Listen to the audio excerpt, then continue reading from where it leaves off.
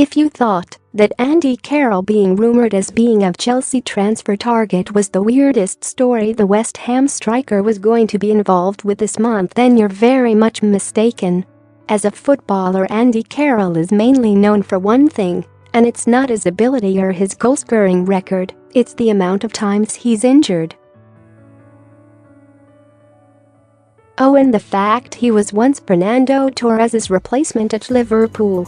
Check out our video on the transfers that somehow never happened ever since the big striker joined the Reds from Newcastle in what was one of the more expensive panic buys of recent times. The 29-year-old has suffered from a run of serious injuries that have never really allowed him to get going.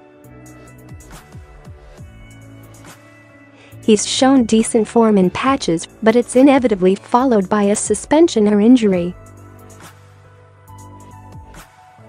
Despite all that, he's recently been linked to a move to Chelsea, to the bafflement of everyone, well, nearly everyone. It's fair to say most people weren't in agreement. The thing is, no one's denying that Carroll can be a very good striker when on form, but he scored just 4 goals in 35 appearances in the league in one season for Liverpool, and whilst many of those appearances were off the bench, it's still not good enough.